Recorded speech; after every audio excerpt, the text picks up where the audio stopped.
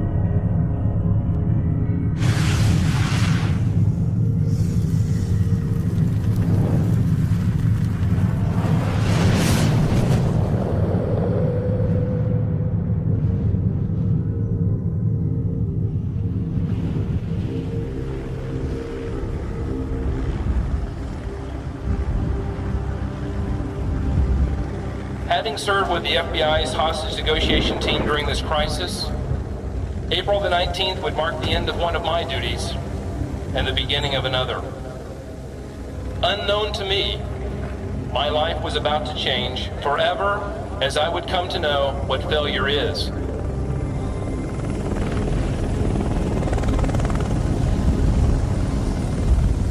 Today I saw the gates of hell. I saw the gates of hell.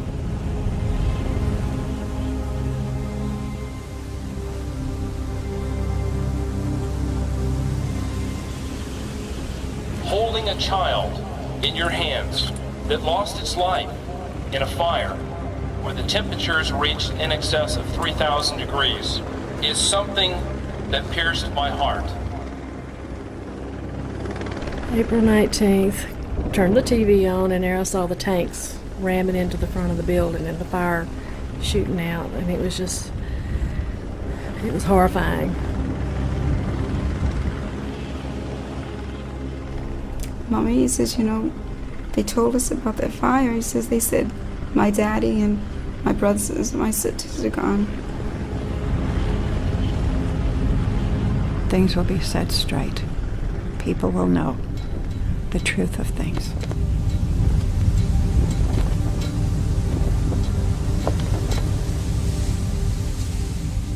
Today, two subcommittees undertake historic joint hearings on executive branch conduct that led up to the events at Waco, Texas in 1993.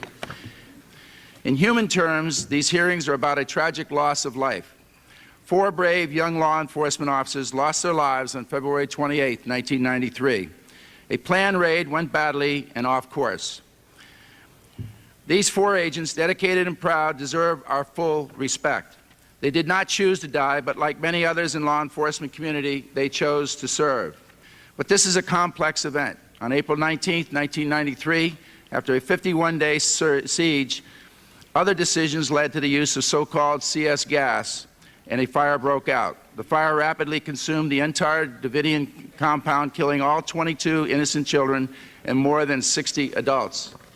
The truth behind that part of the tragedy is also important, and is the obligation of those who have responsibility for oversight to pursue the truth relentlessly. The Branch Davidians were a Seventh-day Adventist, or a sect of Seventh-day Adventists. They were an offshoot, developed first in California under the leadership of Victor Houteff. He moved to Waco in 1934-35, founded a community called Mount Carmel. His followers, in turn, moved to the location we know in the early 60s. If you once get to know these people, they're different from you and me. they're more religious than you and me. They know the Bible better than you and me. They lived apart from the rest of us. They lived in a manner different than the rest of us. They had different marriage customs and different property practices than the rest of us have. And they had a religion that was absolutely incomprehensible to most Christians.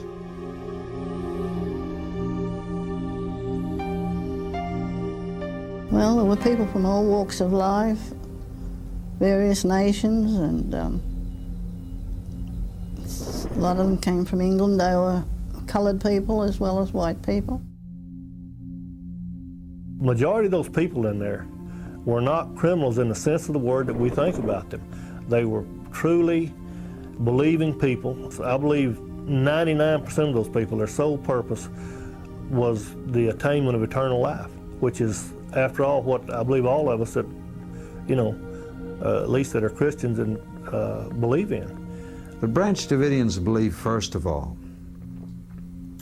that as the remnants of the true faith, they would be attacked by a hostile army representing an apostate government, Babylon they called it, and that it was their religious duty to defend the faith.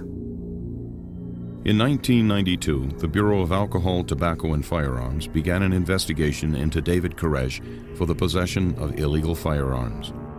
They formed a dynamic entry plan to secure the premises and seize illegal weapons with approximately 100 federal agents and 3 helicopters, which would ultimately cost the lives of 4 ATF agents and 6 Branch Davidians. On February 28, 1993, at approximately 9:40 a.m., ATF agents, while attempting to execute a warrant, were met with heavy gunfire by a group of individuals occupying a compound approximately 10 miles northeast of Waco, Texas. The group is identified as the Branch Davidian.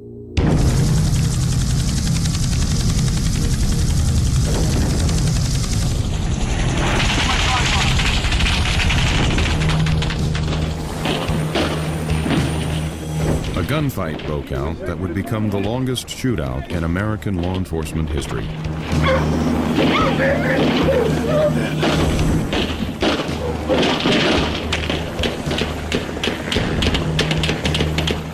According to the ATF, their men pull up to Mount Carmel, piled out of their cattle trailers, went running towards the door, guns pointed, shouting, "Police, search warrant, lay down."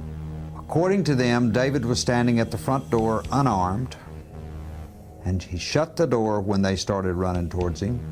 And the next thing the ATF knew, it says, it was receiving gunfire from inside of Mount Carmel, in particular from behind that front door. He knew law enforcement was coming, and he was so diabolical that he laid an ambush. David Koresh expresses this. He says in this tape that he went out on his porch. He said, "Stop, there's women and children in here," and a shot rang out and hit the door to the right. That door, he says, kicked. I went running down the hall and found Perry Jones laying in the hall, screaming that he'd been shot. Perry Jones was in his 60s.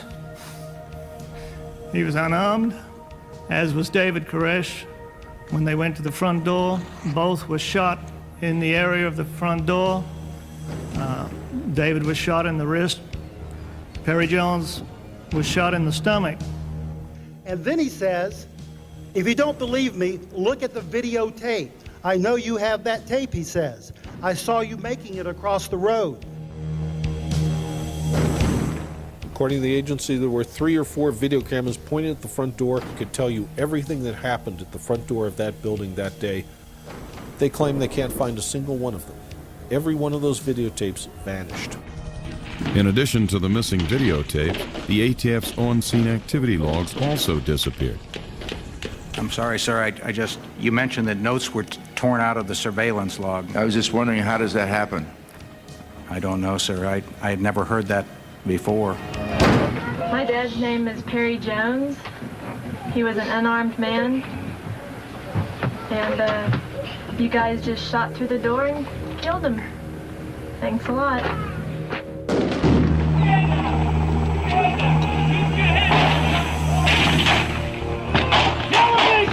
Well, Ballesteros was one of the first ones to the door, Officer Ballesteros. He was an ATF agent. And they had a plan that if the dogs came up to attack him when they came to the front door, they were to shoot the dogs, to kill the dogs. And he testified at a pretrial hearing that, in fact, they did fire and shoot the dogs at that time. It didn't take much of a spark to get a war going.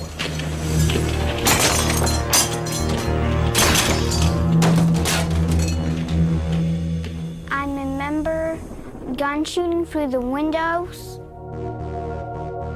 Our room was shot up completely. I did my best at getting the kids under the bed. All of a sudden now there's, I don't know how many, 50, 70, I don't know, 100 people outside. But at some point before I got Jake and Brian under the bed, bullets came flying in my window. We're a law enforcement agency. We don't fire through walls indiscriminately at people.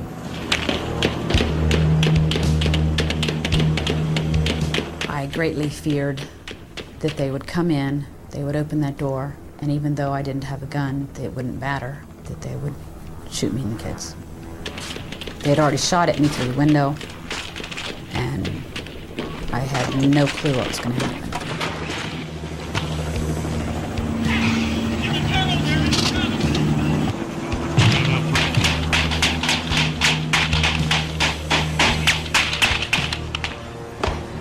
The government tried to say that they could put a gun in everybody's hand at the beginning and during the raid, and that's not true. Most people were unarmed. There were a few that had guns, and I admit that, and there were probably those that reacted to seeing David and Perry and others gunned down, who responded by firing back. But it was not a general ambush as they would like you to believe. I am in sympathy with the families of those that lost, the families of the 4 agents that died. I know what they're going through. We lost a lot of friends and a lot of our families. I lost a daughter inside Mount Carmel.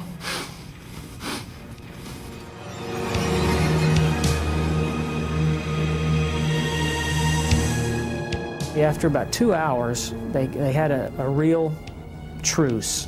It wasn't a pretty sight. I mean, there were grown men crying all around. There was a group of guys that were down on their knees and they were praying. Very disturbing, type thing. I don't think the deaths on either side were justified, as well as those wounded. Judy Snyder was shot while nursing her baby through the chest. Get my battery, John. Get my battery behind the bus.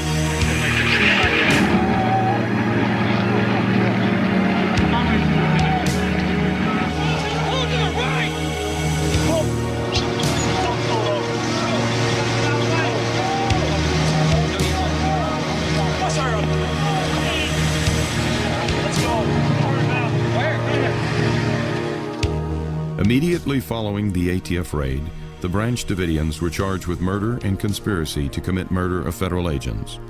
A year later, the jury found all the Branch Davidians not guilty of both charges, but some were convicted of lesser offenses. Since the initial February 28th raid, a review is before federal court to determine if the ATF used excessive force while serving the search warrant. Sir, I got people shot. Get the hell off of here. I'll get off the property. That's what I'm doing, sir. Have a little respect. I am, sir. You could have arrested me any day as I jogged up and down this road. You could have arrested me going to town or going to Walmart. All this stuff you guys may want to avoid and deny. And I do not appreciate it, and never will I ever appreciate somebody coming here and pushing people around with guns. Hey, I'll meet you at the doorstep any day. And somebody will get hurt. If you want to keep playing that game, I'm talking to you. Somebody's going to get hurt. Because this ain't America anymore when the ATF has that kind of power to come into anybody's home and kick doors down and things like that.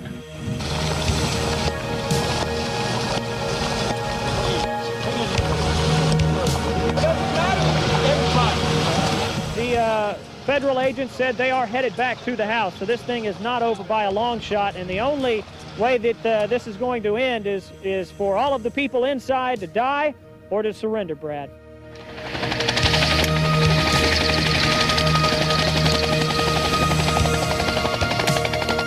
I was walking out. There wasn't any room in the car. And when they saw me, they just swarmed on me.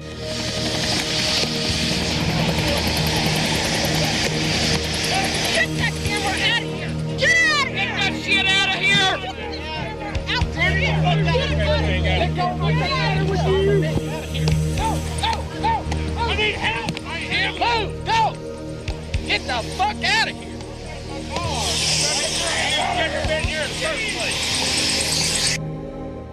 They're hitting me, trying to take my camera away from me, yelling at me. And after all this went down, the Secret Service asked me if I wanted to prosecute the agents. And I said no. I said, I understand them. And I was their first vent valve.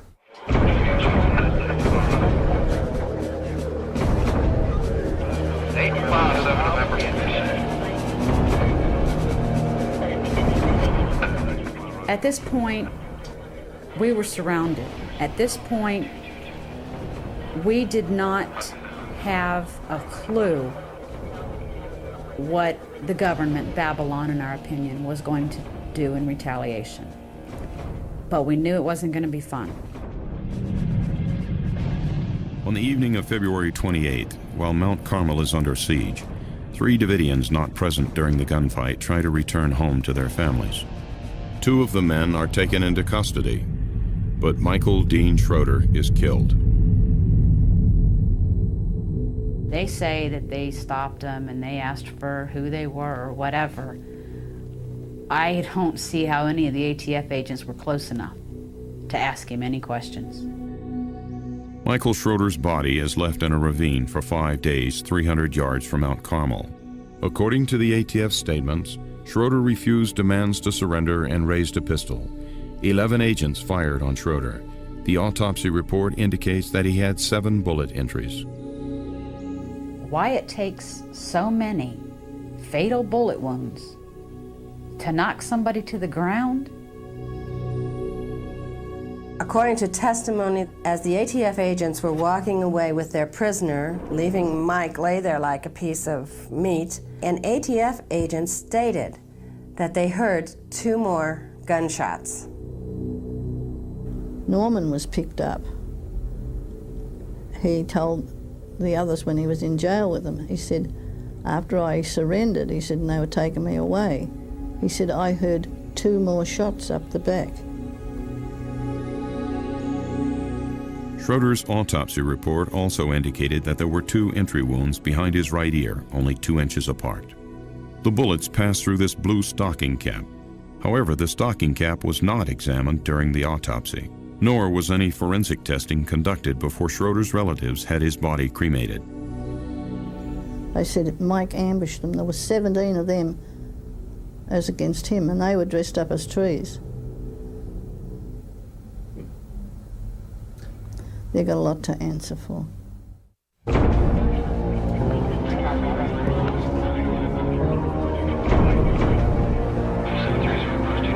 After the initial raid happened on February 28th, we got several phone calls in from the ATF that said if they saw any movement inside the building, hands in front of the windows, if people were standing in front of the windows, that they felt that it was a threatening situation and that they would shoot us. On March the 1st, the FBI begins negotiations with the Davidians. Heavy military equipment is brought in and a stalemate begins that will last 51 days. Several adults and children leave Mount Carmel and are transferred to ATF custody. The children are turned over to Texas Social Services. We have 21 children that have been released to our care thus far. The youngest of those children is 5 months old, and the oldest one is a 12-year-old. The children appear to be smart and well-educated, very sharp children. They seem to have been very well cared for.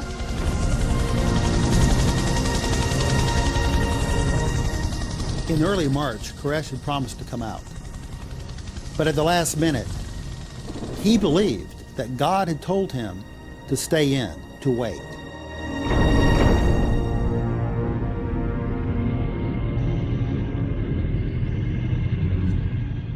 During the siege, David Koresh believed that the Nahum prophecy was being fulfilled, and which we believe, spiritually speaking, it's talking about the one world order. David Koresh believed that he was going to be the one that initiates the downfall of this one or new world order, the fall of Babylon the Great, by sacrificing himself and this denomination. The description of Nineveh in the book of Nahum, David likened to the description of this country, being old, stagnant in its ways. And the battle that takes place talks about these chariots and shields being bloodied and what's not. He likened that battle to what took place on February 28. To read Nahum or Habakkuk, and you're in it, you're experiencing it. It all fits together. It's all a conglomerate of different prophecies by different men at different times, talking about a war with Babylon, a great war. These tanks are for solely defensive purposes, and they will not be armed. We have no plans to assault the compound. 2,000 years ago, hey, who believed in Christ's doctrine? A man had to die, because no one would believe what he had to say. So is there a lesson to be learned by looking back at the history of the prophets that came contrary to what people looked for? Were They they ever... killed Isaiah, they killed Hosea, they killed Zechariah, and Jesus came to say in Matthew 23 to the Jews, "Woe unto you that believe not all the prophets have spoken." So, you know, today it's all together just totally disregarded. Just another religious fanatic, just another religious group.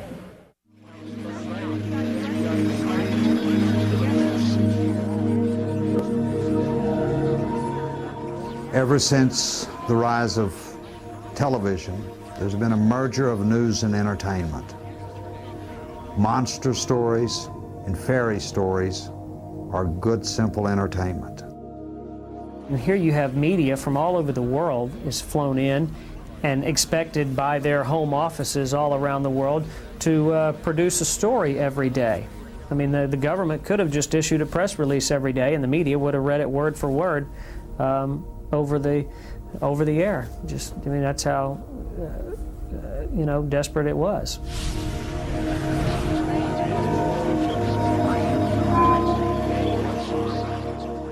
What the public was seeing and hearing on TV during the siege demonized the people in that church. The ones that I met and knew, the survivors, were people that were basically just trying to get to heaven. The world can hate us, the world can laugh at us and taunt us all they want.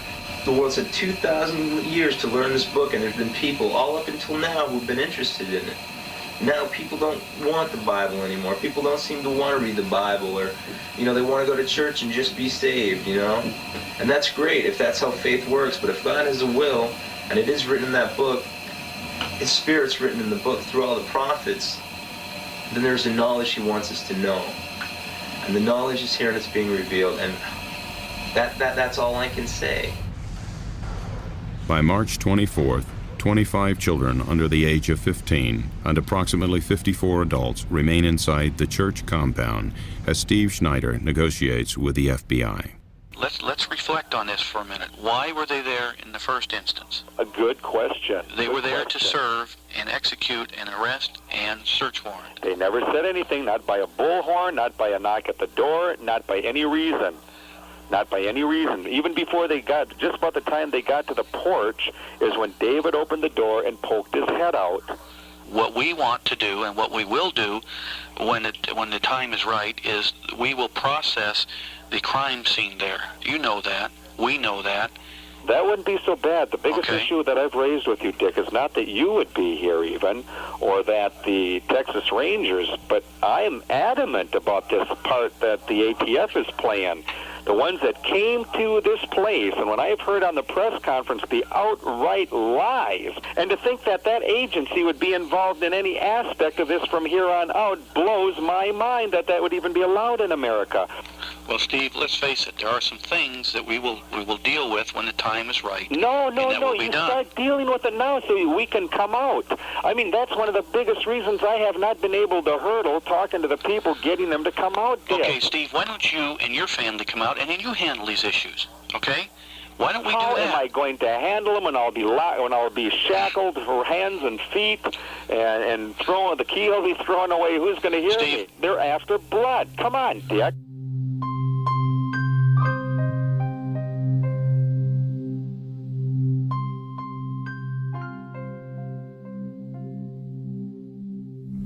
They put me in the jail in Waco here.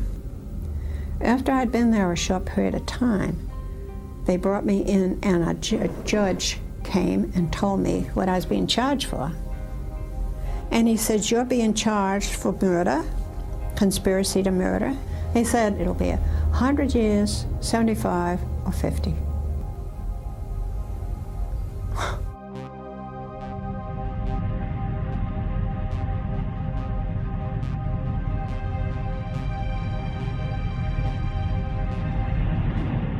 They were assuring us that we would be cared for in a professional manner. Then you turn around and you've got people that are flipping you the finger over top of the tanks. They're dropping their drawers and baring their butts. And these are the type of people that you're supposed to go out to. I said I had heard that you guys had wrote on some of the windows there at Mount Carmel that we see you, David, etc. And I asked the agent, was this true? And he said, yeah, it's true. And I said, aren't you guys concerned about when this is over, that the news media might see this and think it a little antagonistic on your part? He just looked at me and walked away. Everything flip-flopped from day to day. You went through a feeling of being real hopeful to you sunk at the bottom again, because from day to day you never really knew what was going to happen, what the negotiations were going to be. Steve? Yeah. There's been a change. The tactical people have changed the situation, and for security reasons and for safety reasons, no one is now authorized to come out of there for any reason. And what they're telling me is that if anybody does, they are going to be dealt with in such a fashion that the people will have to retreat back to the compound. What? I'm missing, I guess, what you're saying. Are you saying, make it as plain as possible? The patience of the bosses is no longer where it was earlier. Okay, I'm about ready. Listen to me now, Henry. I don't really give about your bosses. When you tell me one thing, or you tell us that is okay, and this Bradley comes up and says something contrary to what you are, you tell your bosses to get their butts together. Do you hear me?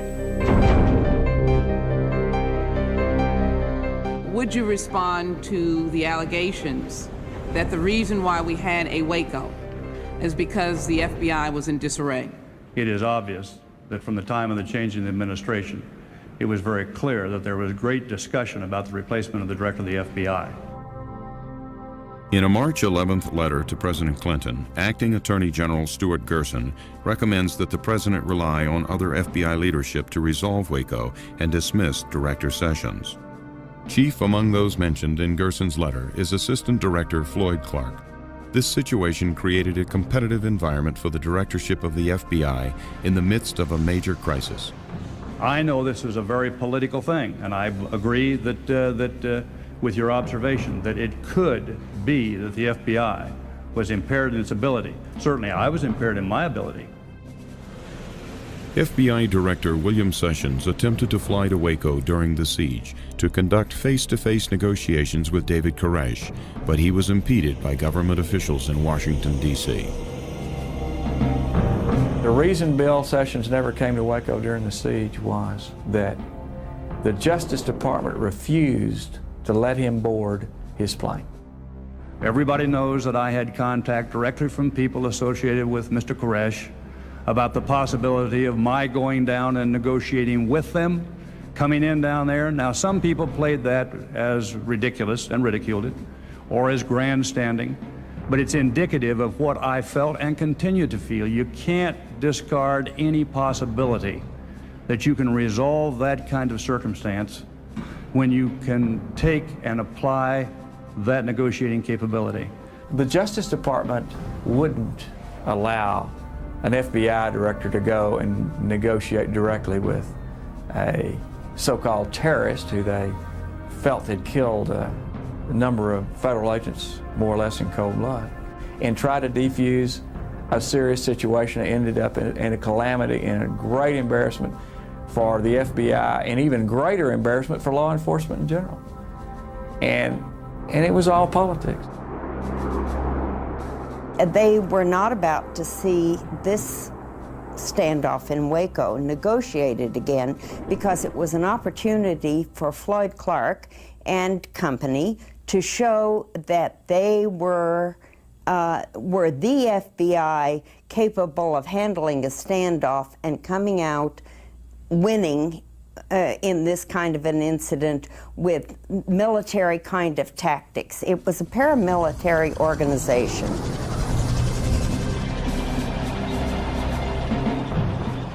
Maybe you might ask them if you can have some ice cream too, huh? Could I have some ice cream? A little bribery there. You know, right now you're considered a big terrorist, you know, and you can demand some important things like an ice cream or something, you know. Maybe they might adhere to you. By late March, the FBI has cut off electricity to the compound and is preparing a series of military tactics to force a resolution. A direct quote from the transcript where it is said by a negotiator to Mr. Koresh, "We had a very good dialogue last night. The electricity will not go off tonight because we have had a good dialogue this evening." As a negotiator to Mr. Koresh. A half an hour later, no, I'm sorry, it's a negotiator to Mr. Steve Schneider. A half an hour later, the lights are turned off and left off permanently. The electricity is shut off. Why? I can't answer the why, but I can tell you that the negotiation team was disappointed in that decision.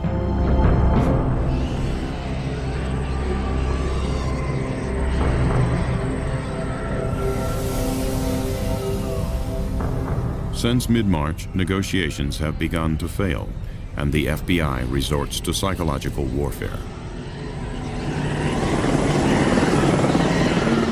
I don't appreciate their music. You don't? I'm trying to sleep at night from the music. I thought you being a teenager, you might like some of those Martian sounds. My little sister. Oh, I see. We went through varying degrees of hell with noise, music, bright lights. The children were suffering along with the adults. We were without water, having had our water tanks shut up. We were living on rainwater. Whenever it would rain, people would put buckets out the window and collect rainwater, and it was rationed. I doubt whether anybody got more than 8 ounces a day, if that. How long do you sit with that many resources tied up and disrupting a whole community with people that are violating violations of the law, that are in fact in a state of anarchy?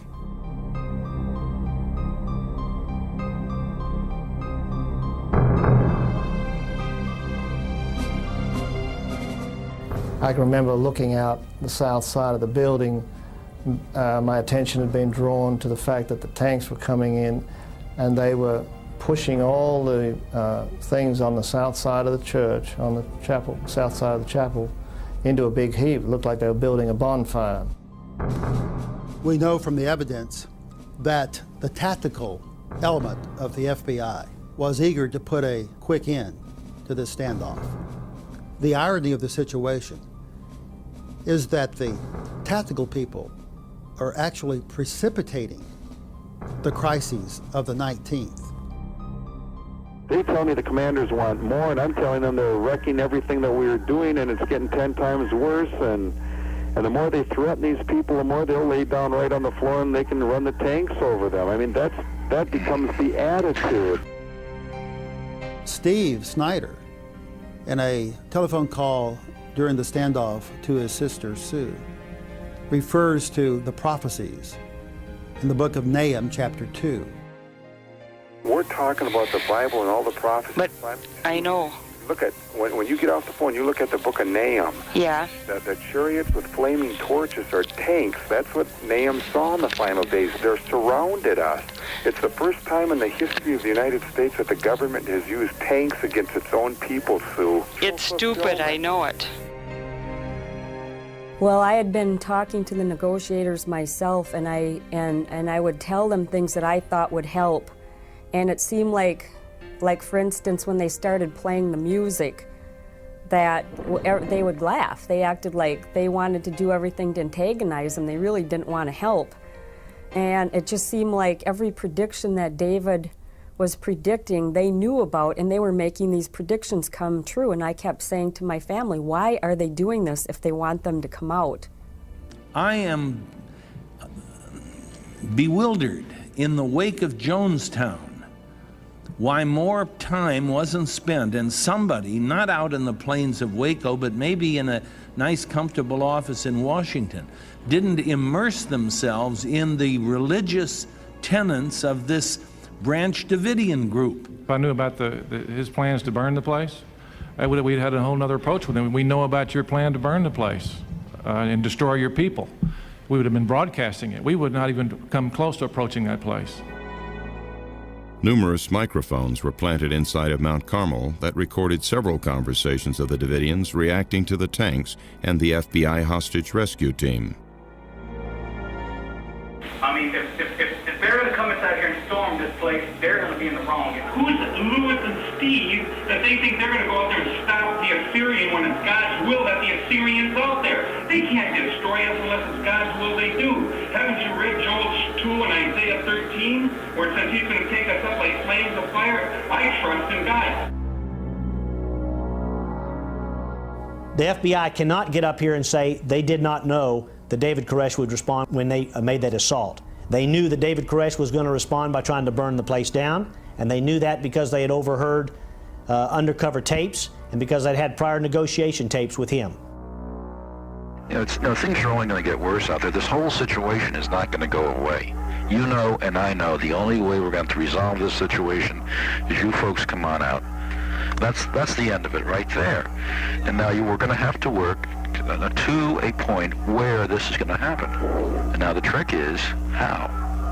And a situation like this, hey, that's the answer. I'll tell you what, it definitely is an unusual situation for sure. Mm-hmm. Oh, sometime when you have the chance to read Isaiah 33 about people living in fire and walking through it and coming out and surviving. Seriously, it says, who can dwell in everlasting burnings? That's the question. There is a tradition in the Branch Davidian history that God would, in the end time, protect his people through a wall of fire. They understand the Bible prophecies to be warnings of what could happen, but not necessarily what must happen. Koresh wrote a letter to his attorney, Dick DeGarrett, in which he said he had good news. God had spoken to him. The waiting period was coming to an end. He and all the people could exit Mount Carmel and go through the system. But first, he was commanded to write down the meaning of his message, the meaning of the 7 seals. After he wrote that manuscript, he and all the people were commanded to leave.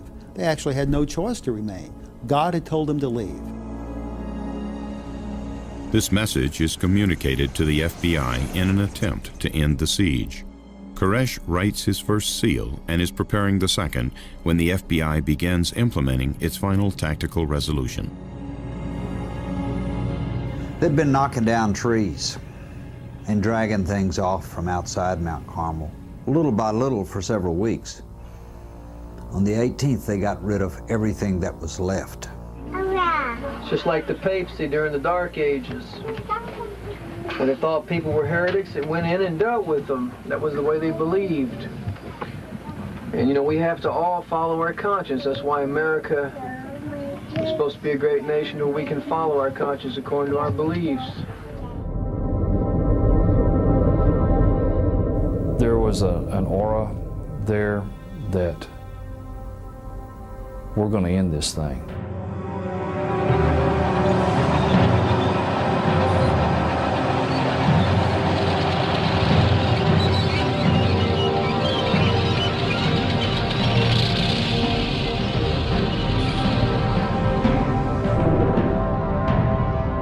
Individuals inside the Branch Davidian compound. We are in the process of placing tear gas into the building. This is not an assault. This is not an assault.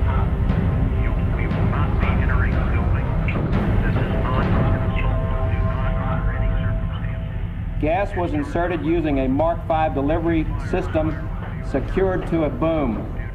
We would not use dosages that would harm those children.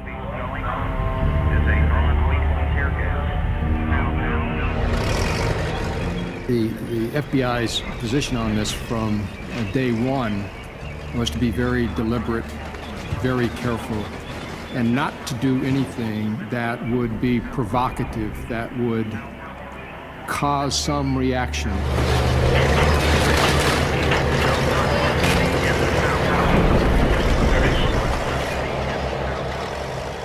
There were no injuries to FBI agents, and FBI agents did not return any fire throughout the entire day, in spite of being fired upon numerous times by occupants of the compound.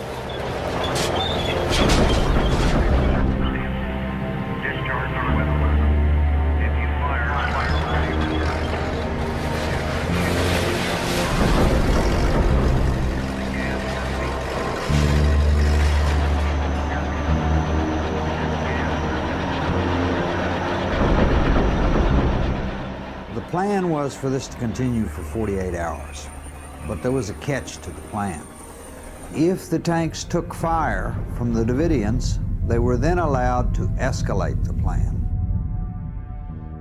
According to the official briefing given to Attorney General Janet Reno by the FBI on April the 12th, the assault plan called for demolition of the building and permission to shoot streams of automatic weapons fire into the building to support an armored vehicle's approach.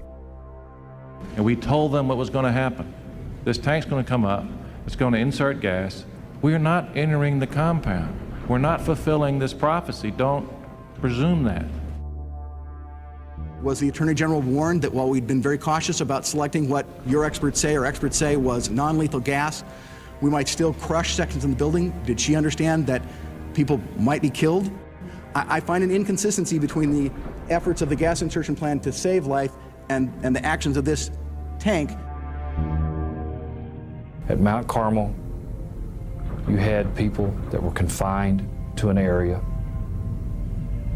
Where were they going to go? Who were they going to hurt? They ran out of gas canisters, I think about 10 o'clock in the morning. Everything they'd planned for 48 hours was gone by then, and they were flying in more from Houston. The CS gas used at Mount Carmel was more potent than normal tear gas. CS gas would induce nausea, vomiting, and disorientation. As the FBI tanks demolished the building, the gas was dispersed from high-pressure bottles mounted on the boom of the combat engineering vehicles. Any indication about danger or harm to those children, the rule was back off. One of the first locations gassed by the FBI is the buried school bus, the entryway to an underground storm shelter. Following the gassing, the mothers of the children take them to an enclosed concrete vault, which the FBI calls the bunker. The FBI gasses the bunker for 2 hours. Approximately half of a panel that we had testified that some of the infants and children, since they didn't have gas masks, could in fact have died from inhalation or effects of CS gas. At the very least, the Department of Justice decision in fact resulted in the babies and children being tortured for at least 3 to 4 hours.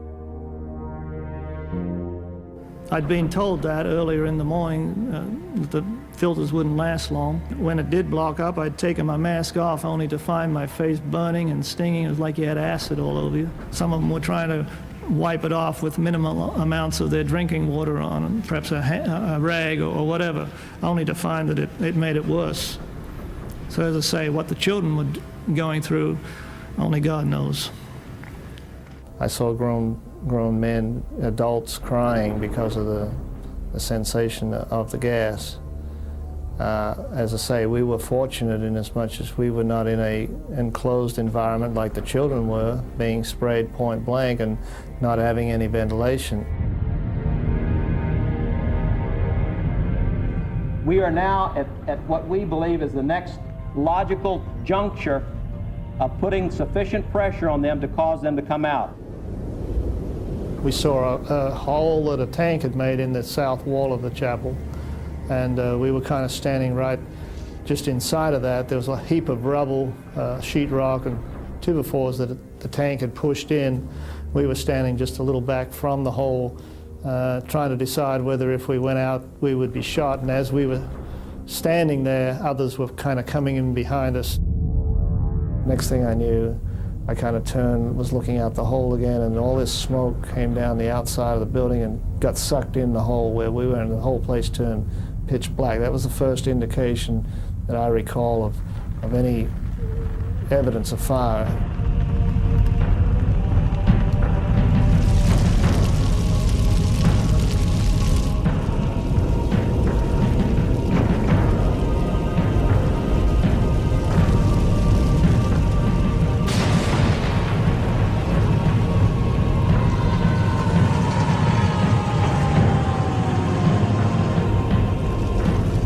Any statement by you that they committed suicide, since we never got to talk to them, is all a conclusion that you've drawn, and as you just said, speculation on your part. I'm trying to resolve in my mind why someone would sit in there for 6 hours with gas and not come out with a full opportunity to come out. Well, who was keeping them from doing it? Or are they compelling themselves, or what? I don't know. It has to be speculation. I think that's the point, is we don't know. It was so black you couldn't even see the flames. You could just feel the heat, oppressive heat that pushed you down on the ground. And I can remember looking at my hands, and the skin was just rolling off. There was no blister. They were just rolling off in whole layers, you might say. And I looked back over my shoulder, and I was just horrified at the fact that I'd just come through a mass of flames.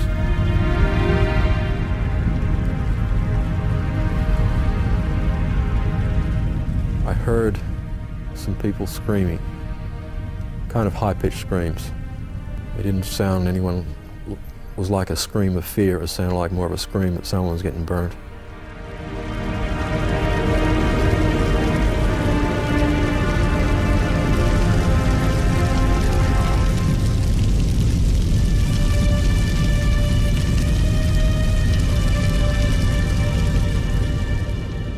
We were hoping that the women in that compound would grab their children and flee out. That did not occur. Unfortunately, they bunkered down the children the best we can tell, and they allowed those children to go up in flames with them.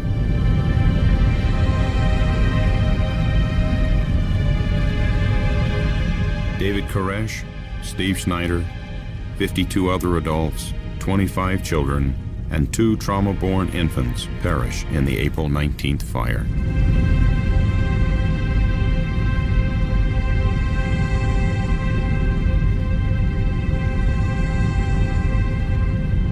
The Davidian survivors were taken into custody by FBI agents on the scene.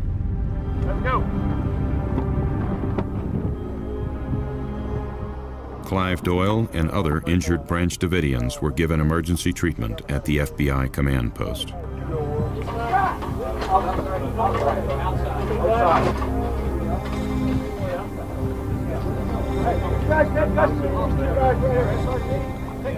Guys right now. The uninjured Davidians were transferred to the custody of the ATF and booked into the county jail.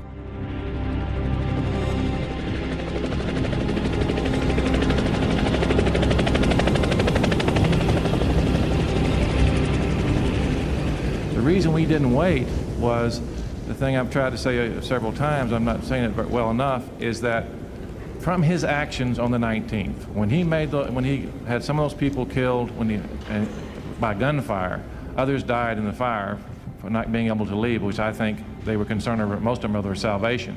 That was his hold over them, is that he would dictate when that occurred. Many people would argue your actions. How do you respond to their families? It's not because of our actions. Those children are dead because David Koresh had them killed. There's no question about that. He had those fires started. He had 51 days to release those children. He chose those children to die. I don't know who started the fire or fires. I don't know who fired bullets into these people's bodies. I don't know from what origin the bullets came from. So if we could completely agree that we do not have a definitive answer of the sourcing, then in fact what we have is an open homicide.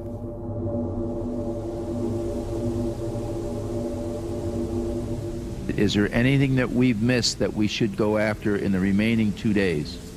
Yes, sir. I think we've missed some of the questions as to, as I mentioned earlier, why items of evidence have disappeared, why the crime scene was destroyed before it could be evaluated. These areas, especially the evidence disappearing. I mean, you have, in essence, a crime scene that was so seriously flawed through ignorance or through an air of an elite mentality, or in fact, there was a conscious decision made to not collect evidence for any sort of serious examination other than to try and prove that the Davidians had weaponry and firepower enough to kill federal agents.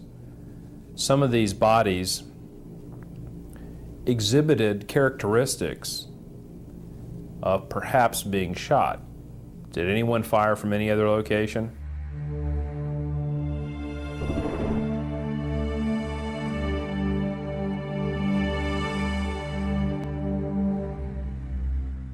The information that we've always been given was that there was no federal gunfire on the day of April 19th. Well, in reviewing the photographs and the 302s, the statements in them, I would say there are some questions that need to be answered.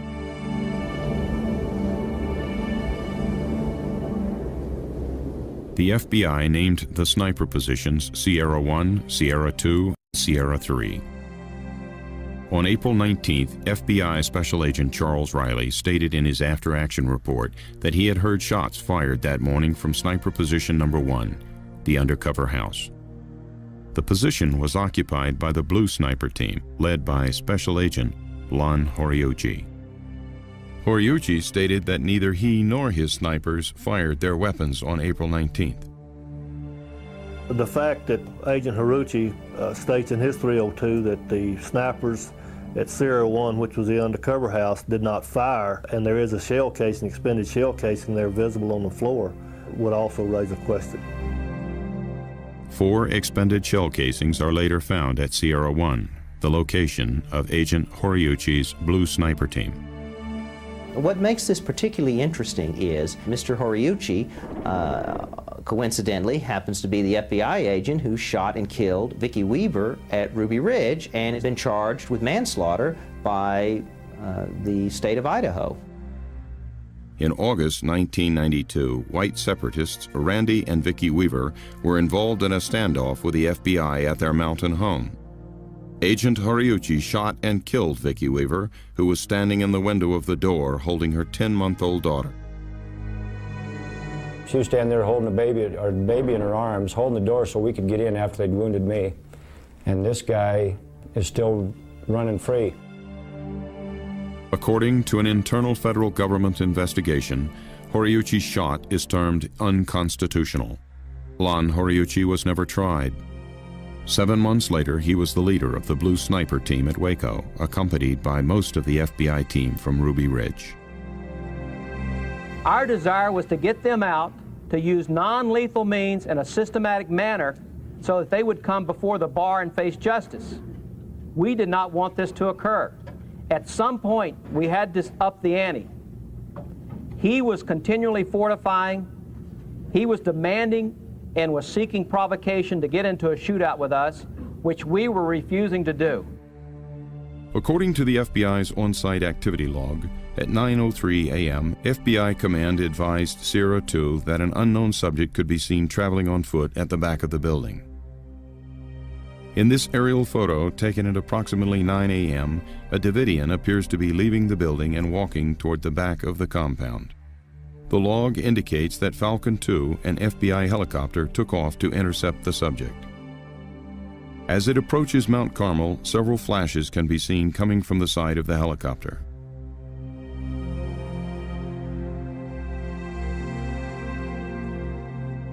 Dr. Edward Allard, a former supervising scientist in video and television imagery at the U.S. government's Night Vision Directorate, examined the helicopter footage and concludes that the flashes are gunfire. When we analyze these flashes, as we have done, in 1/60th of a second time frames, it appears that there's 3 shots coming from the helicopter, but in fact, each one of those 3 shots can be broken down into 1/60th time frames, 60th of a second, and we find, for instance, in the first flash, there's 5 separate shots being fired. And it's indicative of a machine gun that's firing at about 600 rounds per minute. In this view of one of the FBI's helicopters, a pedestal-mounted machine gun can be clearly seen in the doorway. FBI agents did not return any fire throughout the entire day, in spite of being fired upon numerous times by occupants of the compound. On the other hand, since this is on a helicopter and people might say that it's reflections from the windshield, it's impossible for these shots that you're seeing with your own eyes to be solar reflections, because if it were so, the helicopter would have to be violently moving back and forth like a mirror in your hands, and this is impossible. So it's in our opinion, it's clearly machine gun fire from the helicopter. In coming out, the conversation, as I remember it, was, well, if we come out, will we be shot? According to the autopsy reports, Philip Henry was shot several times in the chest, shoulder, and head. Jimmy Riddle was shot once in the forehead. Neither of them had soot accumulation in their trachea or bronchial tubes or carbon monoxide in their blood, indicating that they died before the fire started. Later, when I saw the autopsy report and seen that he died of a gunshot wound to the head, it made me wonder if it was in fact the snipers that were in the barn garage that was in the back of the property. The autopsy reports also indicated extensive body mutilation to Philip Henry and Jimmy Riddle. The entire right side of Riddle's body from the shoulder to the hip had been torn away. In previous testimony, Dr. Nizam Pirwani, the medical examiner, observed that this could have been the result of the collapse of the building or an encounter with a tank tread.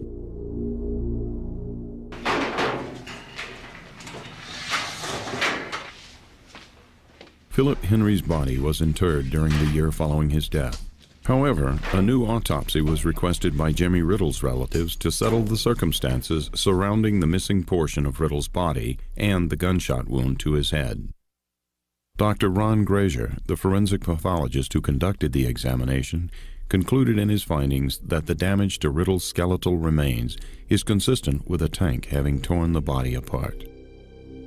A forensic examination of the bullet entry wound in Jimmy Riddle's skull could not be conducted because the evidentiary portion of the skull was missing. Dr. Pirwani performed the original autopsy and was asked to provide a certified copy of his report for comparison. According to Riddle's relatives, the local Texas authorities and U.S. Marshals refused to allow Dr. Pirwani to turn over the documents. We got to Dr. Pirwani's office trying to get the information on my brother, Jimmy Riddle. Dr. Pirwani told me that he didn't know why they kept trying to keep the information from us. He didn't know what they were hiding, and that he had the information, but he was ordered by the U.S. Marshals and the JPs not to release any information to me. While Americans were watching events unfold at the front of the building, the FBI's infrared video shows what took place at the rear of the structure. What a FLIR really does is it takes invisible radiation, which is called infrared radiation, and it converts it into visual radiation, you might say, that we can see with the eye. What we have here is a tank infantry type of an operation. As the tank moves forward, two men have dropped out of the escape hatch. They roll over, and as they roll over, they open up with automatic gunfire. We've measured the actual time of the individual flashes, and they occur at a fraction of a second, in some cases a 30th of a second. There is absolutely nothing in nature that can cause thermal flashes to occur in a 30th of a second. Somebody related or who had prepared a film or analyzed a film, representatives of the department and representatives of the FBI went over it in detail and concluded that there was no basis for suggesting that shots had been fired. As the tank crushes the roof of the gymnasium, gunfire can be seen streaming into the dining room from positions in the courtyard. I stopped counting after about 62 individual shots. Interviewed on NBC's Meet the Press on May the 4th, 1997, FBI Director Louis Freeh stated that no shots were fired by any federal agents outside of the compound, and that allegations raised about gunfire seemed to be based on some inferences from infrared flash patterns and heat patterns. I think the overwhelming evidence clearly shows that no shots were fired. It's indicative of sunlight reflecting off something and registering on the flare. It could be a thermal pattern. If it were a thermal pattern, there is nothing that persists from that. Right. So therefore, it is more likely to have been reflected light off of something shiny, in which the sunlight now gives an apparent temperature rise. From the basic physics, it's safe to say that it's impossible for the Waco FLIR to detect any solar reflections of any kind. On our wish list as investigators was taking a harder look at the FLIR. The congressional staff was never able to find or take advantage of a genuine FLIR expert to watch the FLIR video with us and to understand exactly what we were seeing. By comparison, this Department of Defense FLIR video, taken in Somalia in October of 1993 as troops exit a helicopter, shows gunfire similar to the thermal signature on the FLIR videotape at Waco. A former analyst from the U.S. intelligence community, Maurice Cox, tested the FBI's claim, applying the principles of solar geometry.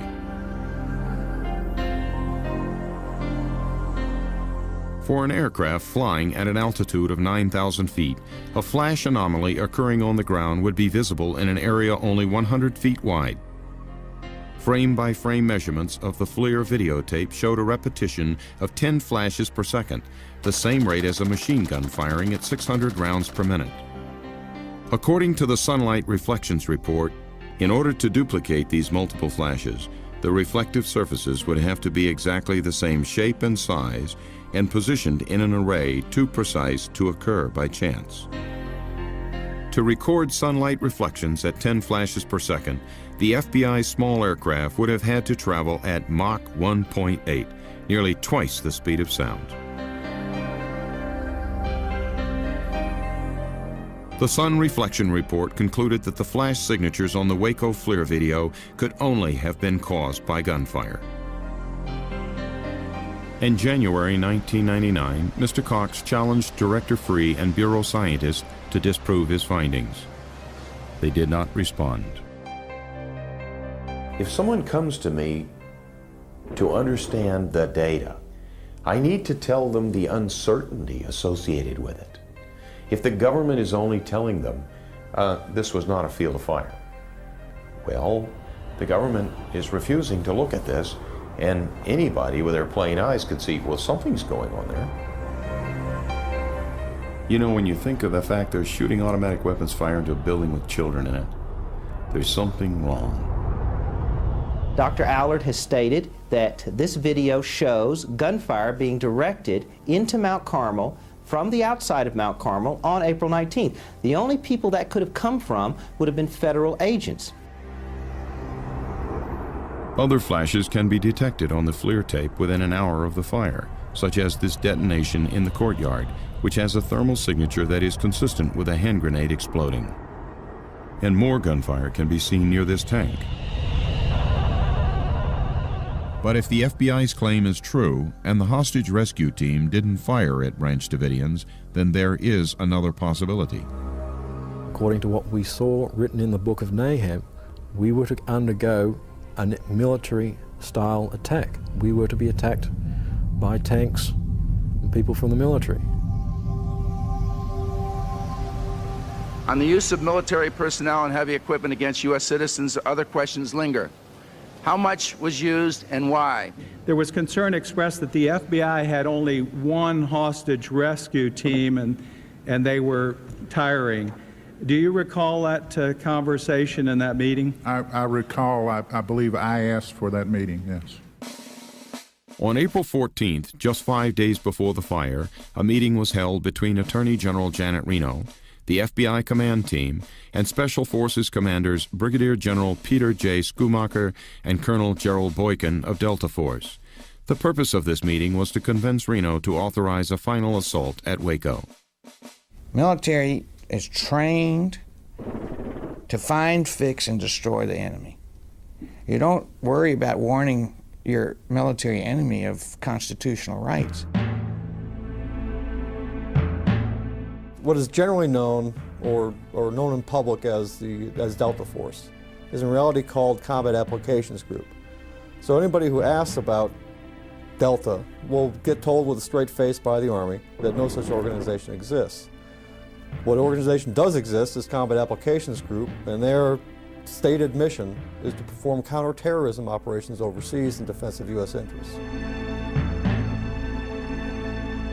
Earlier in an opening I gave this morning with regard to the Posse Comitatus Act, just to refresh my colleagues' memories, the Posse Comitatus statute is a criminal statute that states that it's a crime to use any part of the Army or Air Force to enforce the laws of the land unless authorized by Congress or the Constitution. There is, in my judgment, it is absolutely clear that no law was violated, no action was taken that comes close to violating Posse Comitatus or any other law. General Huffman, do you agree with that? Congressman, so far as the Army's involvement in this, I would say that is correct. Yes, right here. Question about the Army Delta anti-terrorist team or any other military operational asset? The question is, are we getting any help from the military? From the Delta team specifically. The question is, are we getting help from the Delta team? And we're not. In mid-March 1993, I attended a senior executive staff meeting at CIA headquarters, and it involved senior agency management along with the liaison officers from the U.S. military, in particular from Delta Group. The briefing centered on Delta's operations in Waco, Texas.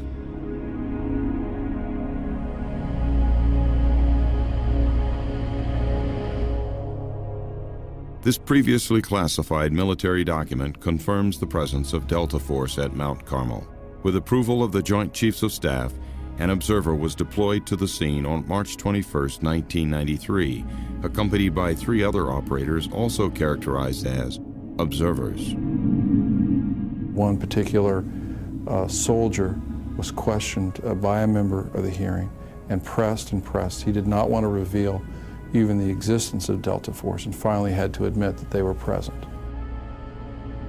Originally, I was told that there was just going to be 1 or 2 Delta personnel there as observers, but during the briefing, it was mentioned that there was over 10 Delta operators at Waco, Texas, and they were not there merely as observers, but would be participating in any type of operational or tactical effort against the Branch Davidians.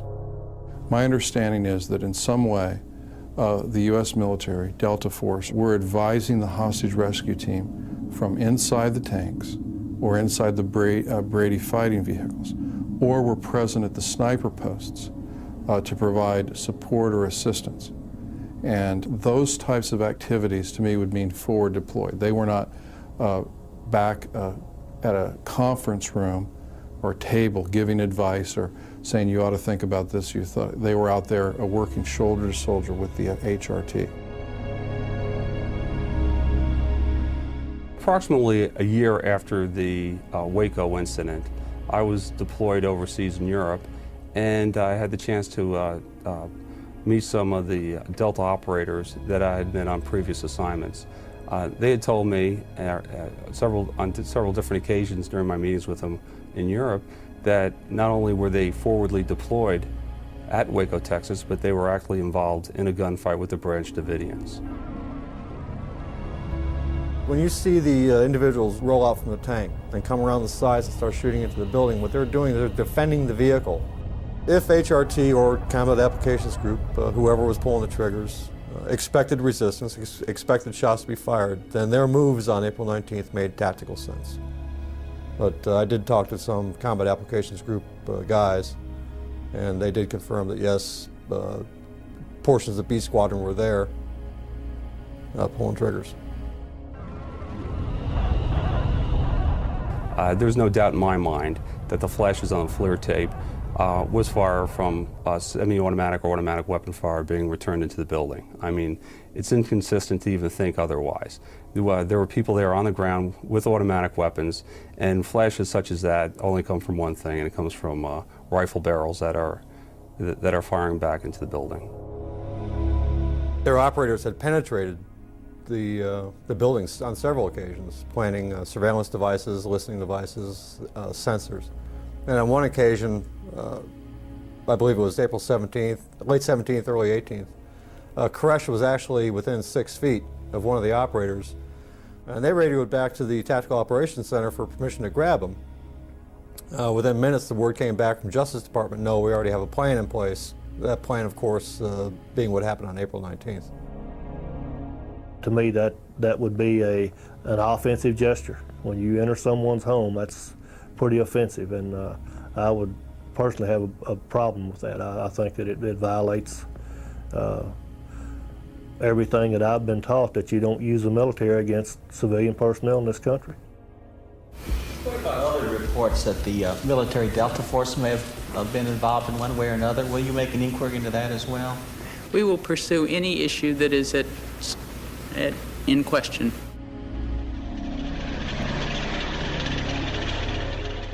I will not let this become a show trial with law enforcement as the defendant. These Waco hearings must not degenerate into a kangaroo court. It is unfair for us today to look at what law enforcement did at Waco in a vacuum. And it is unfair to twist the facts, making law enforcement the villain and David Koresh, the lawbreaker, the victim. David Koresh, you may not think he was innocent. The mothers and the fathers of the children you may not think were innocent. But those 17 children that died here were truly innocent. We had heard during the meeting various scenarios that they were going to use down in Waco, Texas to try to bring a speedy recovery or a speedy end to what was taking place down there. And at that time, gas was talked about. A couple other situations, non-lethal situations were talked about. And the primary concern around the table was a lot of the people a lot of the Branch Davidians that were inside that building were willing or did not want to end their lives in such a fashion, especially the 17 children that were down there. Where's God sit? On the throne? Where's that at? Point. Where's God live? Is he going to save you? How come? Well, people ask why we didn't let the children out. If they saw all that was happening, and they were in there with their children, would they have sent them out to the animals outside that were shooting at them and doing all those terrible things? No. Federal law enforcement officers obviously did make some tactical errors prior to and during this tragic incident, and I hope this body, somebody, holds them accountable. Please, I'm pleading with you, somebody out there in the federal government still screwed up big time, okay? But they didn't start this fire. Based upon the ATF's arson investigation, accelerants were used at all points of origin of the fire.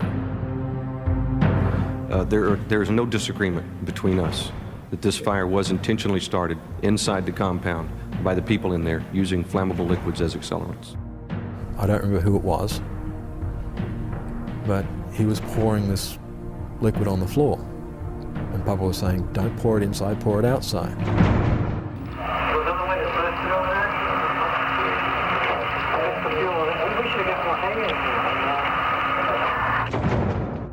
It was clear to us from listening to those tapes that the government was going to be able to prove that the Davidians, at least some of the Davidians, had a plan, and that some of the Davidians were aware of this plan. I'm sure that the FBI down there had a lot of fiber optics, audio, and visual equipment installed in the building there. I'm sure they knew exactly what the French Davidians' plans were, what their intentions were, if there was an attack against the building, such as a gas attack like that. If they believed we were going to try to enter the compound, and the way the overhears sounded, like there was one comment, we're going to wait until they come in before we light this. Why in the world would the FBI make the assault knowing that information? It borderlines on criminal misconduct for the FBI to make that assault when they knew that he was going to respond like that, particularly on the most windy day of the year. The FBI claimed that it never used pyrotechnic CS rounds, munitions capable of starting a fire.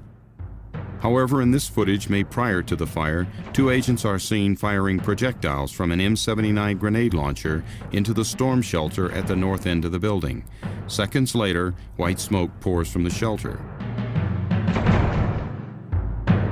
According to CS expert Colonel Rex Applegate, any tear gas that creates smoke is considered pyrotechnic. There's been some unfortunate reporting talking about that if tear gas were utilized, it would deprive the children of oxygen and it perhaps could be fatal. What they were describing is not the type of tear gas that we are using. We're using a non-pyrotechnic type tear gas, which does not deprive them of oxygen, so it is not a lethal type gas. This is a U.S. military Mark 651 CS projectile recovered in the aftermath of the Mount Carmel fire. It is pyrotechnic and has a burning time of 25 to 30 seconds. It generates a distinctive cloud of white smoke. I am very, very troubled by the information I received this week suggesting that pyrotechnic devices may have been used in the early morning hours on April the 19th, 1993 at Waco. At this time, all available indications are that the devices were not directed at the main wooden compound, were discharged several hours before the fire started, and were not the cause of the fire. In the fall of 1998, unprecedented access to the Waco evidence lockers was granted. The pyrotechnic projectiles identified in the crime scene photos were missing from the evidence boxes. However, 2 additional 40mm munitions were found. These devices are identified by the manufacturer's literature as pyrotechnic rounds. They were found in the rubble behind the compound. These munitions were examined, and the preliminary results indicated these devices may have passed through the wood structure. I mean, are you embarrassed by this at all? I mean, you guys have had the evidence for 6 years, and then the Texas Rangers and documentary filmmakers come in. I don't know how long this guy's been working on the film, but probably a few months, maybe a year, and they come in and they discover evidence that the FBI should have discovered in 6 years after a massive investigation and massive media coverage. I'm not embarrassed. I'm very, very upset. The arson report fails to identify the specific instruments used to ignite the fires or the individuals that might have used those instruments. As a result, no arson charges were ever filed against any of the Branch Davidians. What is not covered in the arson report is the presence of the government's own pyrotechnic devices at the points of origin of the fire. This flashbang device, for example, was found in the rubble of the dining room.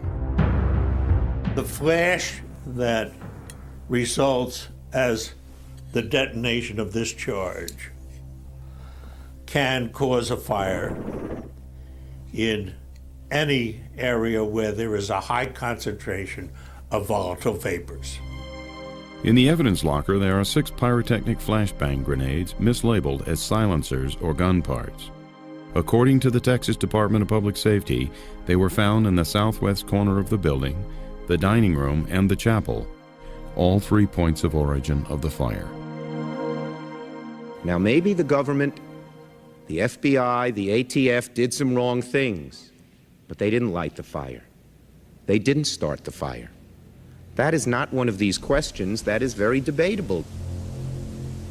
There are times when you cannot keep your job and put alternative explanations for data on the table.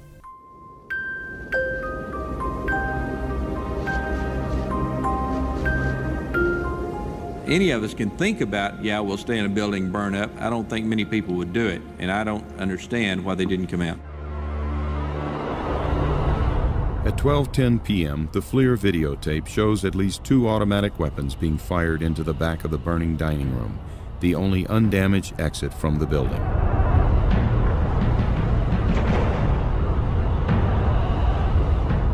And what we have is we have men firing automatic weapons, and they're firing into the burning building. And like some sort of a cowboy movie, they're retreating down the building and firing as they're retreating. I cannot remember something more sickening that I had to do to witness this.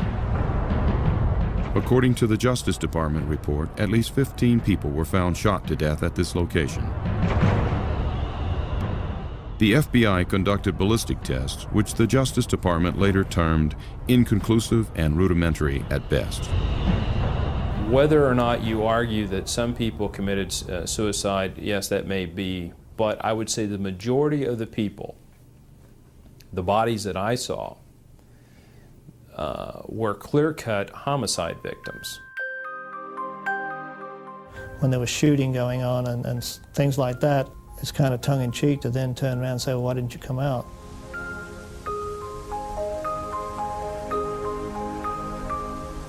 As a peace officer, you're trained that killing people and taking someone's life is the absolute last thing that you ever want to do, period.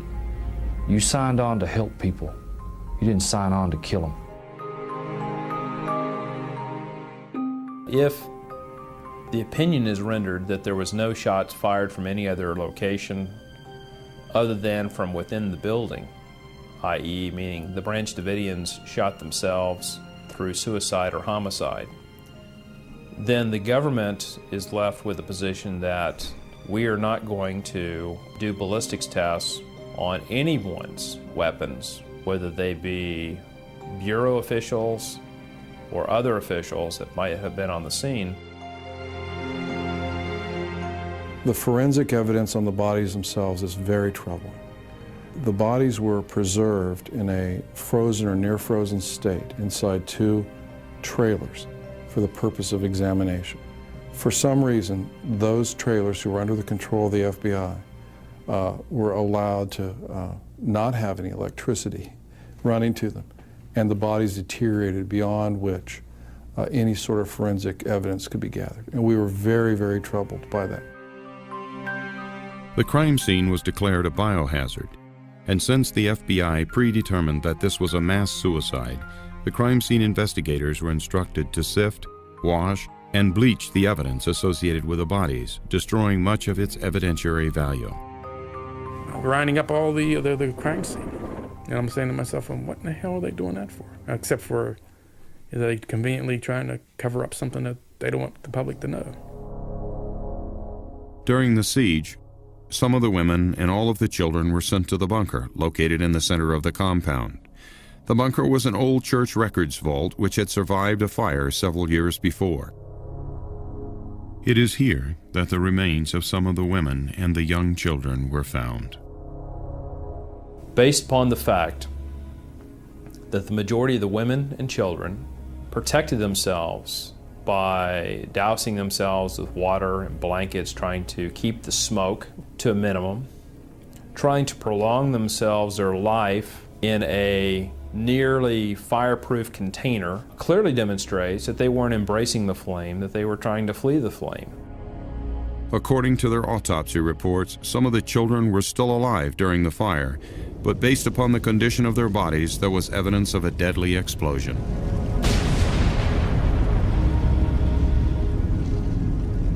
I read that the FBI on foot entered the building, shot the Davidians, and planted an explosive device on top of the church vault that he called it. We referred to it as the bunker because it's a concrete cinder block.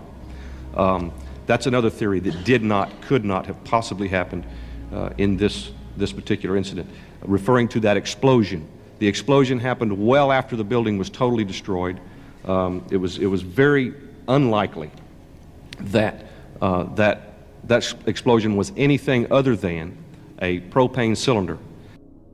The fireball was created by a ruptured propane tank on the ground adjacent to the bunker. But a large hole in the roof of the bunker has never had an official acknowledgement or explanation. What it tells me is that you had a demolition charge went off on the roof. General Ben Parton, a former military explosive expert, testified that there were 2 explosions. This footage shows the detonation of a high explosive device on the bunker, which appears to ignite gas from a ruptured propane tank.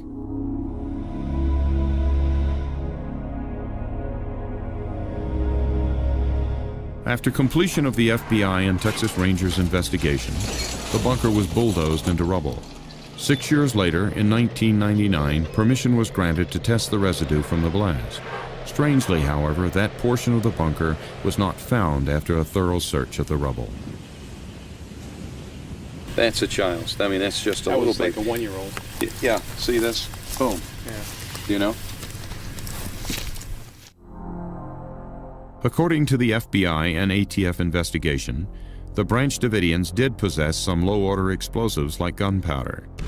But this would not be capable of penetrating 6 to 8 inches of steel-reinforced concrete like a high-order explosive such as TNT. The blast hole at the top of the roof, you can plainly see the rebar is bent in.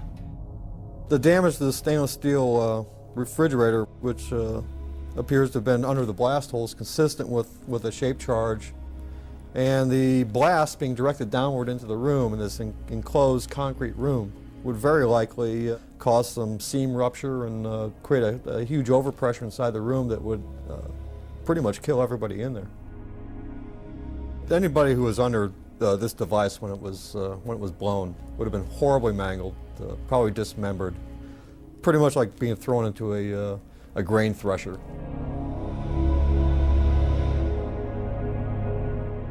Having examined still photographs and videotapes of the bunker, it was apparent to me that this was caused by a shape charge. But what bothers me is who would have the audacity to use such a charge. Rather than risk your own people going in there and trying to shoot it out with them, it's a standard tactic in city fighting, in military operations of built-up terrain, to use explosives in this manner to kill people in the targeted room that you're going to attack. The military's advice to the FBI was that it should focus on the leadership and capture or kill David Koresh.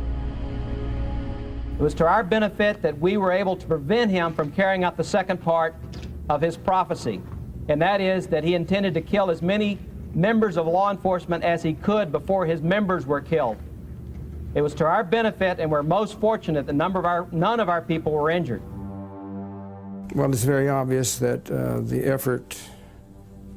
that was demonstrated there assured that there would be no survivors in the church records vault.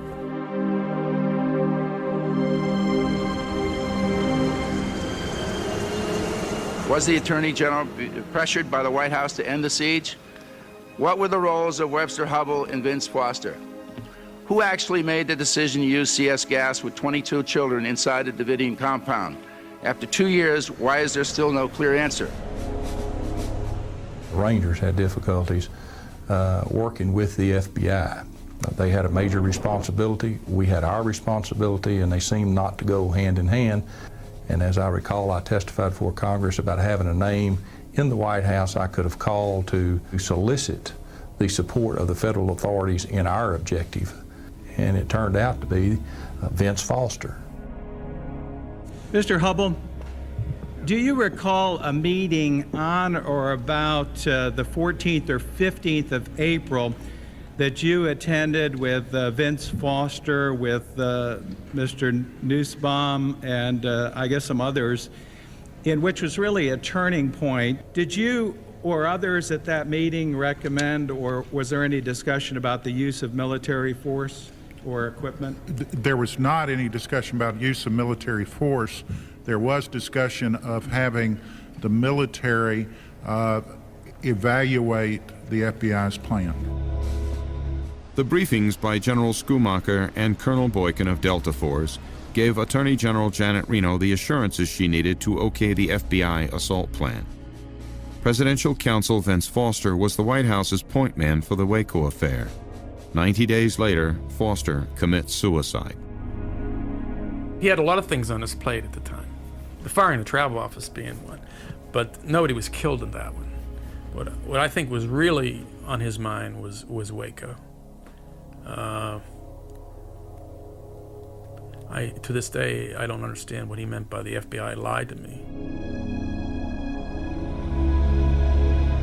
Mrs. Foster said that her husband was depressed about a number of matters, and she ranked the Waco tragedy very high, as any of us would who are responsible for such an activity that resulted in such a tragedy. In this FBI 302 report, Mrs. Foster indicates that her husband was troubled by the deaths of the children at Waco and believed that everything was his fault. When you are troubled by something and you feel responsible for something, you can only feel responsible for it if you could have done something about it. Perhaps Mr. Foster felt that he could have done something about Waco, whether he tried to intervene, whether he was overruled. The extensive use of governmental privileges against grand jury and criminal investigations has, of course, been a pattern through this administration. Most notably, the White House cited privilege in 1993 to prevent Justice Department and Park Police officials from reviewing documents in Vincent Foster's office in the days after his tragic death. The day after Vince Foster died, I got a phone call from a fellow who used to be on my squad, who told me that they, not explaining who they were, but they had agreed that the FBI was going to come over and do a regular crime scene search of Vince Foster's office.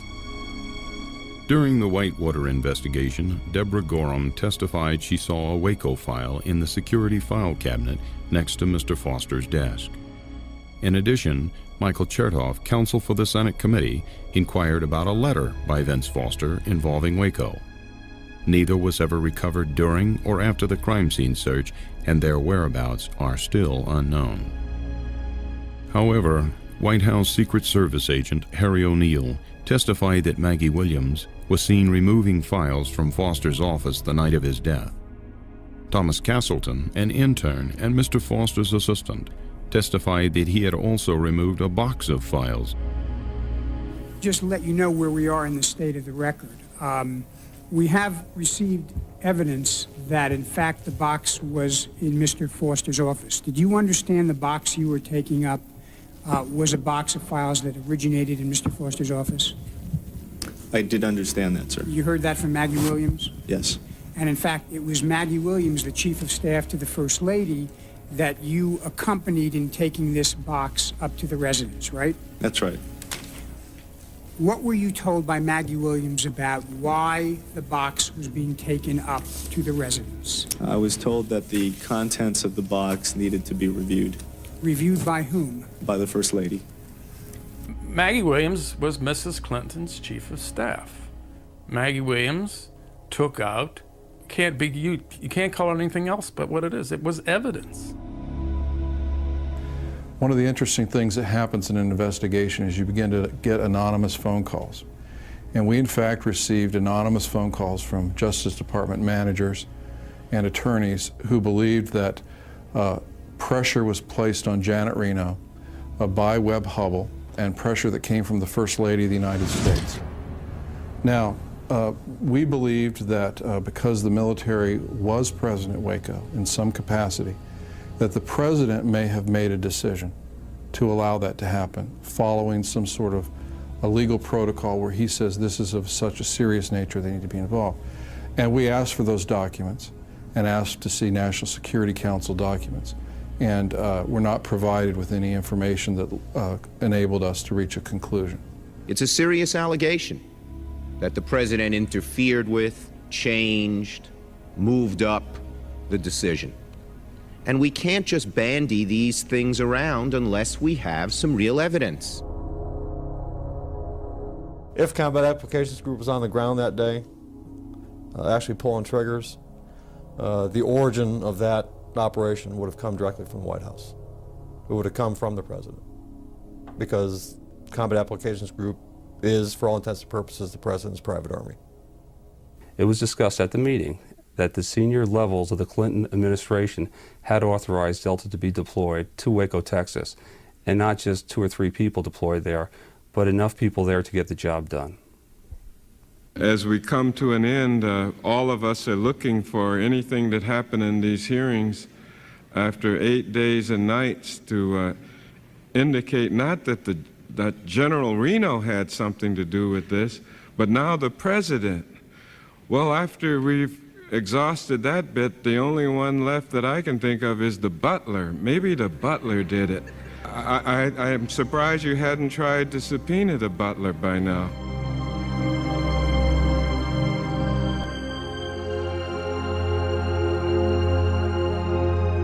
Our disappointment could not have been greater as professionals and as humans who care about the plight of others when the investigation was terminated by Congress.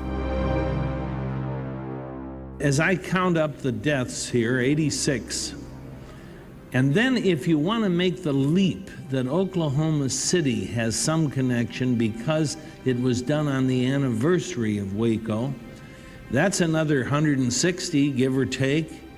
So you're talking 246 lives, and for this Congress to try to oversee what in the hell happened and how did it happen, it just seems to be talking about the butler did it a little capricious, a little frivolous, and that's just my opinion. I yield my time to Mr. McCullum. It's a struggle we've had. I was Attorney General when the Freedom of Information Act was passed, and the government hated the Freedom of Information Act. They hated me for pressing for it because they don't want to be questioned about what they do. They don't want to have to explain what they do. And yet, if you want to be a free society, if you want to have justice, if you want to avoid a police state, you better know what your government does. You better insist upon a right to know what your government does.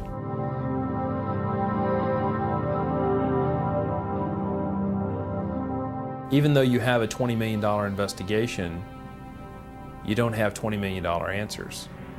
There's nothing about Waco I feel good about.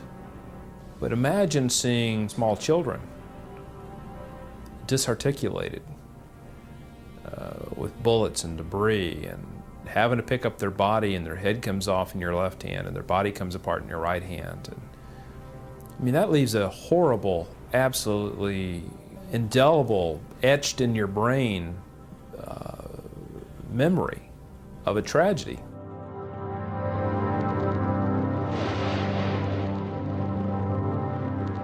The prosecutors during our trial tried to prove conspiracy and murder, and all 11 defendants were found by a jury to be not guilty of those 2 charges. And I think that, to me, is for the president and for any media or anybody in this committee to continue to refer to us as murderers, I feel that's unjust.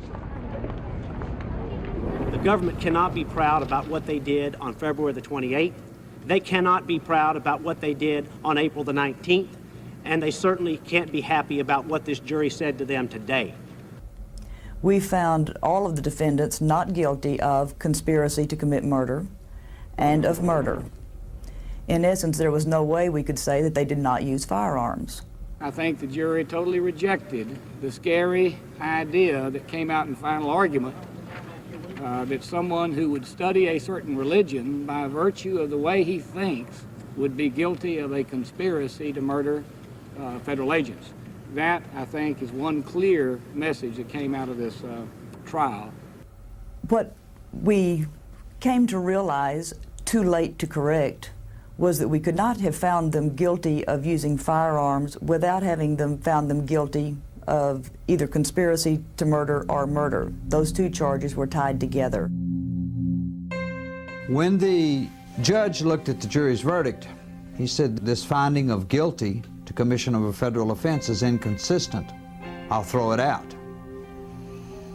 But then he changed his mind, and when it came to sentencing, he stood the jury's verdict on its head.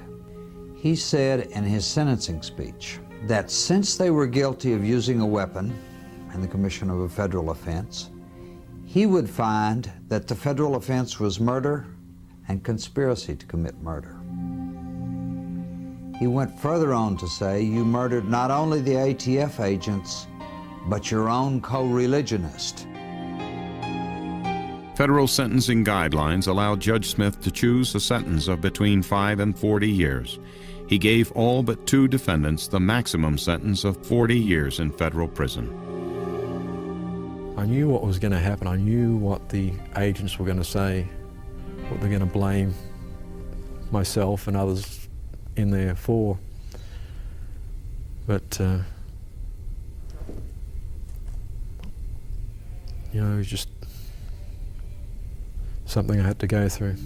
I'm a school teacher, and it's, you know, a good opportunity for me to get away from the kids and forget all about them for a while and just come and relax for a while.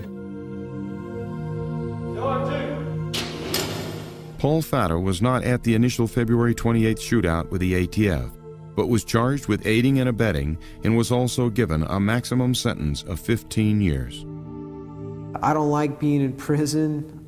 You know, I don't like this situation. It's a futile experience. I don't understand it. I don't think it's making me a better person, but I believe it's all for a reason. The system had every opportunity to be fair and honest and truthful and treat us properly, and they chose not to. They chose to lie, to deceive, and to cover up, to cover their positions or their retirement or their whatever it may be. And that's something they got to deal with. They got to look at themselves in the mirror every morning and say that, hey, I made decisions that ended up costing a lot of people their lives.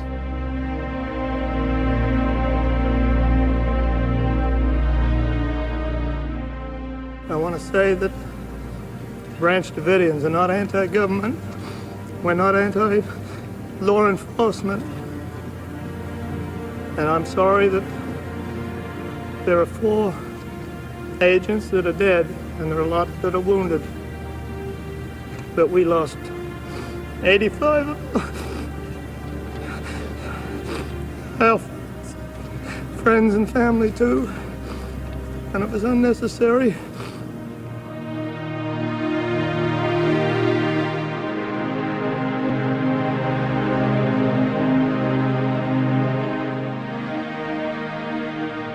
I hear a lot of people saying that, you know, that they hope this will never happen again, what happened to us. I believe that what happened to us was just the beginning.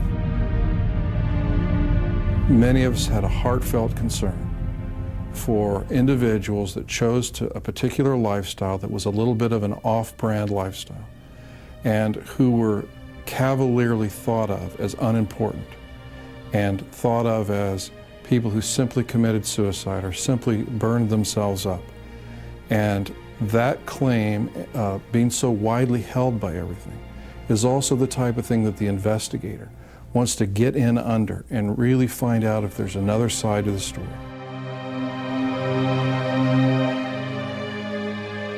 They were my life. They meant everything to me, and they still do. And I thank God for the hope that one day, and I hope it's soon, that I'll be able to put my arms around them and play with them again and take care of them, God willing. We cannot put this government in the seat of God and go along with this government and say, look, you can take life anytime you well please, just like you did right before our very eyes. We had a play-by-play just like it was a football game. But you can't do this. You know, I think the media needs to be the watchdog for the people. I mean, that's why it's the First Amendment. It's not the Second, not the 16th, it's the First Amendment. Somebody, way back when, thought it was very important that the media be the watchdog, I mean, in this system of checks and balances. And in this instance, it was asleep.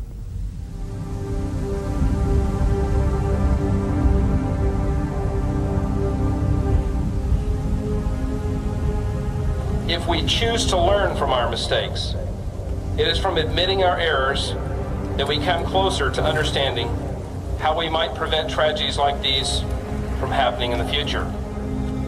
Those who cannot admit their mistakes, well, all we can do is offer our prayers. Our government is an imperfect one, compromised of imperfect people. It can only be as good as we choose to make it. We have come too far to quit or to coast. We must continue to make it better. For we must not allow ourselves to become bitter, only better. Perhaps the greatest lesson to be learned is often the most difficult to remember until it's too late. And that is, life is very precious. It happens in moments, not seconds, not minutes, not hours, but in moments. And let us forgive, but let us never forget as we move from ashes to understanding.